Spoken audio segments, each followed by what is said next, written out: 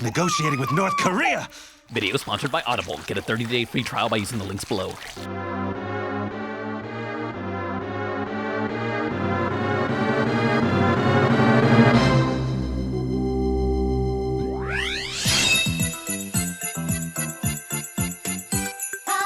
You've seen my worst of video, now see my best of. What will the 2010s be nostalgic for? Bunch of shit. Well, let's find out, shall we? Starting with my favorite channel. Compared to Nick or Disney, Cartoon Network had the better shows this decade. If you want to mark down where the 2010s started in animation, you gotta start with Adventure Time. Such an out there yet close to home cartoon that felt completely different from everything else on TV. You gotta confuse this for a weird Japanese show or an internet cartoon. Adventure Time was a trendsetter for the decade. Thin outlines, its offbeat humor, and ongoing character drama in an animated comedy filled with tons of lore. It felt like a group effort. In some episodes, you could notice one storyboarder's influence so much that after a few seasons when those artists left the show, it just was not the same. But those newer artists had their own visions too. It was borderline experimental at times, or just pretentious, whichever you prefer. Going to this concert could be the biggest moment of my life. Wow, sounds like your life sucks. Shut up! Regular Show is one of those kids' cartoons that blatantly wanted to be for adults too, like this generation's Rocko's Modern Life. These characters being shameless self-inserts of the creator helped it become far more relatable to college-age slackers like me when I was watching it. In terms of bromance, Regular Show is right up there with Workaholics and End of Watch. Heck yeah. Finding out how it kinda started as this animated short with 5 frames of animation was a huge inspiration to me wanting to make cartoons, and look at where I am now. Regular Show spoke to people in their 20s, while the creator came back to make another series, something for parents just starting out in their 30s. TBS is close enough. Oh wait, that didn't come out this decade!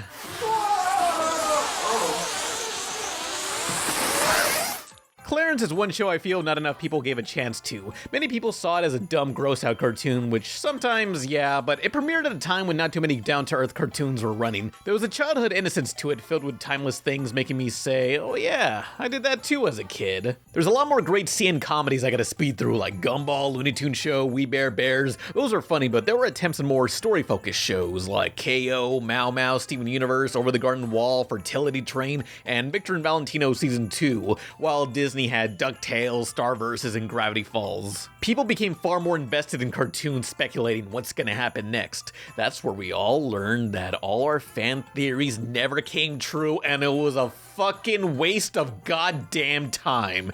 But how about the action shows? So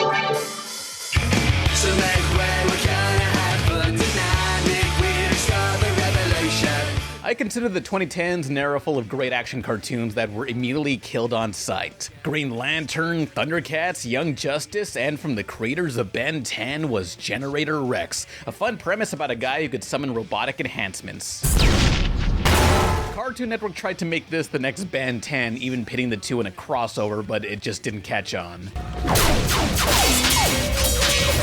G.I. Joe Renegades. Unlike the 80s cartoon of two opposing armies, the Joes are now a small squad on the run from a shady megacorporation called Cobra. Imagine the A-Team versus the Umbrella Corporation. It has a unique art style that takes some getting used to, but wow, were there some violent episodes like, hey kids, is someone choking? Just puncture a hole in their neck and they'll be fine. Renegades is pretty bold to turn Cobra from a foreign military power like the 80s cartoon to now being an American corporation that takes advantage of unregulated business practices like chemicals and crops or abuse to prisoners. It's kind of the Winter Soldier of the franchise.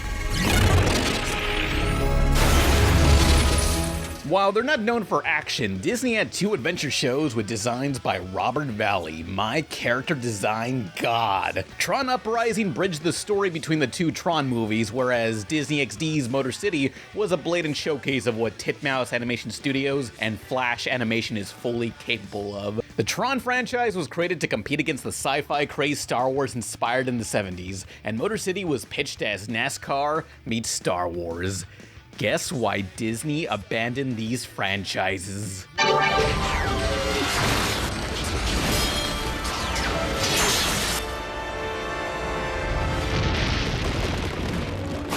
From the people behind Samurai Jack was Symbionic Titan, a giant robot high school drama with one of the coolest mechas ever that is impossible to draw. Then again, every mecha is impossible to draw. Samurai Jack was known for its lack of dialogue, while Titan showed they were able to have a more script-focused show with characters growing closer over time. Of course, I gotta mention how the creator Genny Tartakovsky and his team did a bunch of other cool stuff this decade too. There was that animated intro to the live-action 2011 movie Priest. Hotel Transylvania's trilogy gave me this epiphany of, wait, they can do this type of squash and stretch in 3D? It looks fantastic! True, there was this obvious divide between the cartoonist's vision and Sony's need to be hip and marketable. Transylvania is pretty goddamn embarrassing at times, I'm sorry.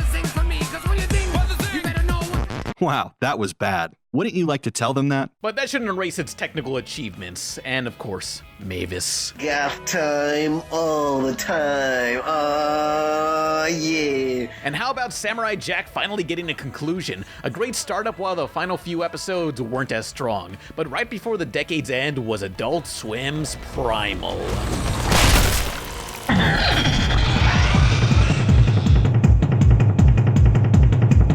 Don't you ever just want to get fucking nuts? Well, that's Primal. It's as barbaric as it sounds, but it's not just mindless violence. There was comedy, creepiness, and genuine sentiment between characters. Primal is a modern epic.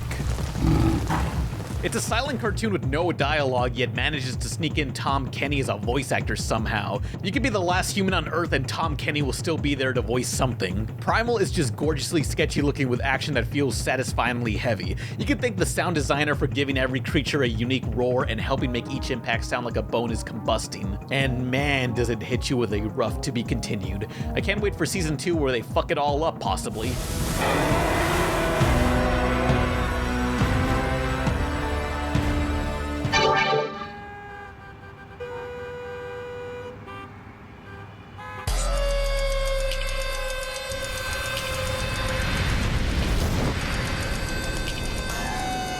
Here's a rarely tapped into genre of animation, horror. The Shivering Truth is a stop-motion anthology series based around surrealism. Every episode is one random premise constantly pushed further and further. There's not really a proper introduction to the episodes, you're just kind of thrown in what feels like halfway through a nightmare. You have almost no clue what's going on, but you empathize with the characters feeling helpless and uncomfortable. I don't know if it was just me eating 3 bags of hot Cheetos prior, but I kind of felt sick watching this. There's some type of goddamn hole in the back of your head here.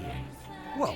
The Shivering Truth is narrated and created by the voice and maker of Xavier Renegade Angel, so you know exactly what you're getting. Or I guess you don't know, and that's why it's scary. And the falseness was burned on a fire close by.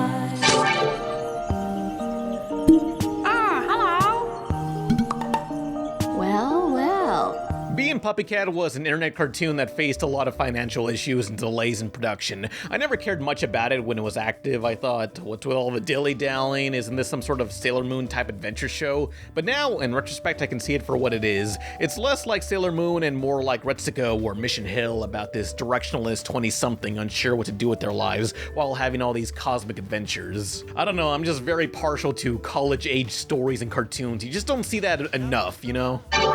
You are bad guy, but this does not mean you're bad guy. I don't want to be the bad guy anymore. Now let's cover the big studio films, like Disney, who did much better this decade than the 2000s where they struggled to find a place against DreamWorks or Pixar. The playing field has become far more even. The first of this decade was Tangled, which I haven't seen since it was in theaters, but I remember really liking. I do remember Moana, to which I'll say is my favorite princess movie this decade. A great excuse to show off water effects and Dwayne Johnson singing. After Moana, I think it's time for them to remake Waterworld and get it right this time. I just want them to remake terrible movies and make them better. Next is Zootopia, a kids movie about cute animals inspired by how the CIA purposely spread crack cocaine in minority communities. It has such a creative world that I wouldn't mind seeing a sequel or maybe a series to, but overall my favorite this decade was Wreck-It Ralph since, look, I love video games as much as cartoons. I can fix it! A tribute to retro gaming. Sure, the recognizable cameos vanished after like the first 20 minutes, but the movie itself holds up on its own universe. And yeah, they got the overused surprise villain cliche, but the fact this character was a villain was not a surprise, it's something else. A great Disney movie while the sequel was All right. At least ours lit up. Oh. Well, that's just great. No! Now for Pixar. To me, Toy Story 3 was the last great Pixar film before they kinda lost their luster. Most of the stuff after was good, but not great sequels, and Brave. Incredibles 2 was pretty good, but not Incredibles 1 good. Though, you can still see the classic Pixar spirit within Inside Out and Coco. But who cares about Coco? Let's talk about Book of Life.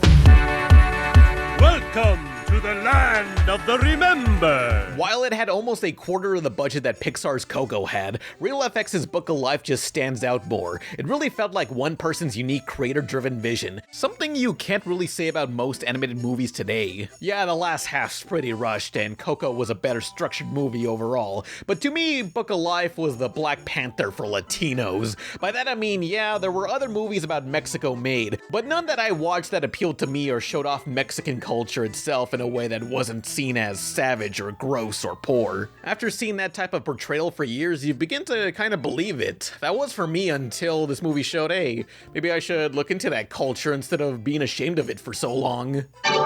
Metro Man. He endangered small children.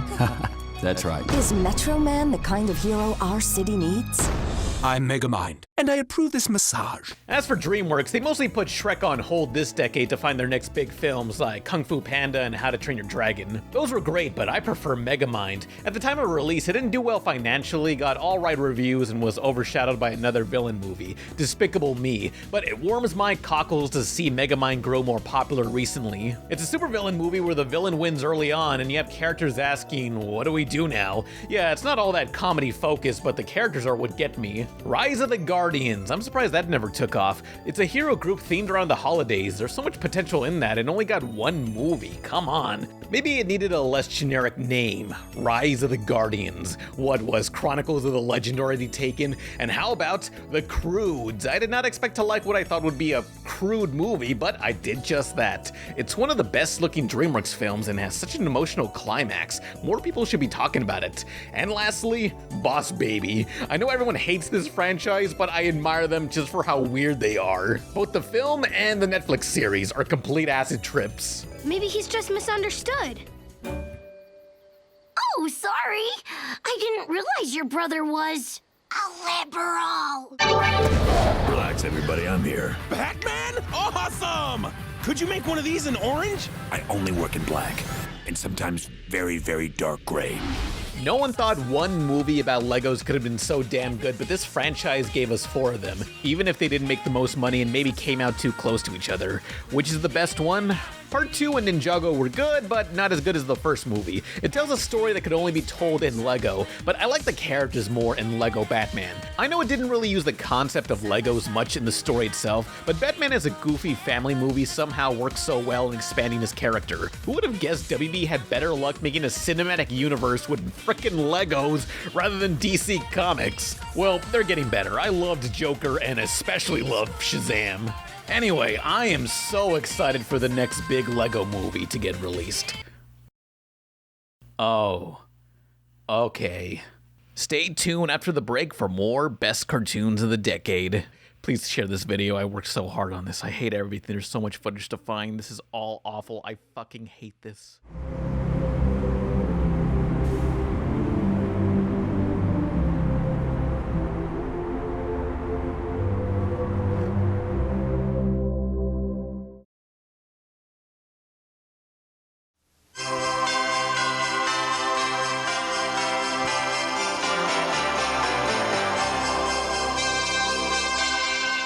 A safe and very happy new year to you and yours from all of us at Channel 13, KCOP, Los Angeles.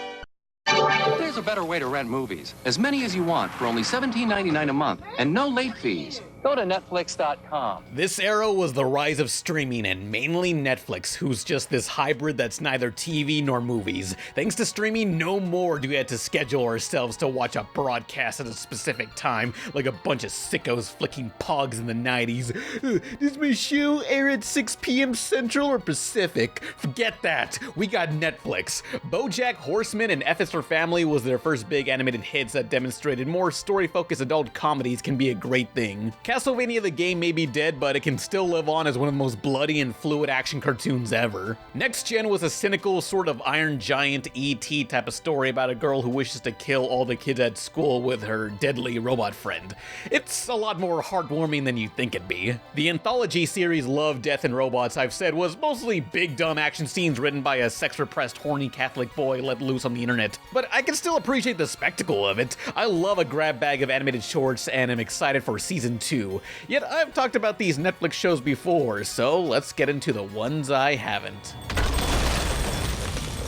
Time to go.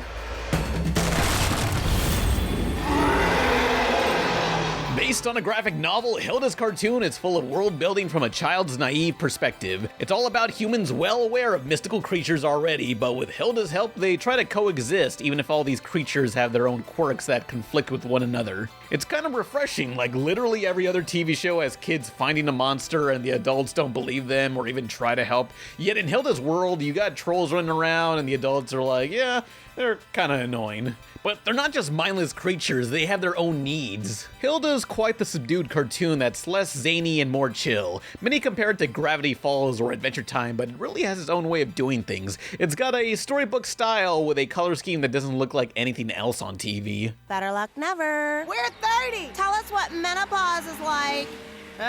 It's a roller coaster. Tuca and Birdie, I honestly thought it was a BoJack Horseman spinoff at first, but it's nothing like that dialogue-based series. Tuca's show takes full advantage of its animated world. Visual gags are on the level of super gel craziness, while the art style can change to tell a tragic backstory. The first episodes are a little too fast, but once you get into it, you can see this typical opposite roommate scenario develop. It's a woman-focused show dealing with their relevant issues, and no, it's not an all men are evil show. Birdie's boyfriend Speckle is a flawed but well-meaning character that makes mistakes like the rest of the cast. It's a good show, but unfortunately Netflix decided to cancel this series after one season, and also cancel BoJack, also by the same studio, which I'm sure has nothing to do with the fact that studio was recently unionized. At least I hope not. Surely there's a reason why these shows were canceled and Netflix ordered more Big Mouth.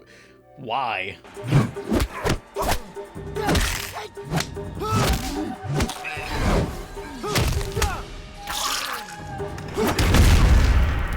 No, this ain't a Boondocks episode. From the studio behind Castlevania's cartoon is Seis Manos, which translates to six hands. Imagine if Robert Rodriguez made an anime. In fact, it was written by his brother Alvaro Rodriguez, who also wrote Machete, to which Danny Trejo plays the villain here. Seis Manos is a bloody martial arts anime taking place in Mexico featuring slick action scenes, grindhouse grain, and spooky occult stuff. A few shots are a bit choppy, but Manos just keeps amping up the action and character drama by the finale. There's some great setups and payoffs, such as this tense episode taking place during a sort of assault on a police station that's the number 13th in their precinct.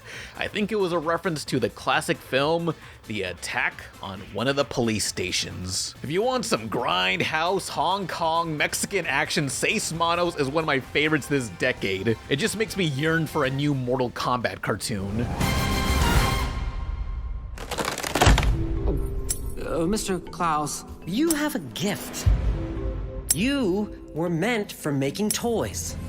When you thought 2D animated movies were dead, Netflix's Klaus is here to change that. A sort of cutesy origin story for Santa Claus filled with plenty of wholesome and endearing moments. I don't know what type of plugins they use to shade these characters, but it's incredible. It looks like concept art brought to life. It's as though Klaus came from a dimension where 2D movies kept getting made as technology advanced with it. I honestly thought it was CG at first. Klaus does have a few out-of-place CG assets and modern music. In a way, it reminds me of late 90s 2D movies that had the same issues, but that's forgivable as Klaus will be something worth watching every December. This was created by a lesser-known studio out in Spain, SPA. I really hope Klaus inspires Disney or DreamWorks to try 2D movies again. You look at all the merch people are buying based off classic Disney and watching live-action remakes of them. Here's about that shitty piece of shit character, but look at this. Look at how endearing this shit is. Oh my God! Disney nostalgia is massive right now, and I'm betting the 2020s are gonna mark the return of 2D.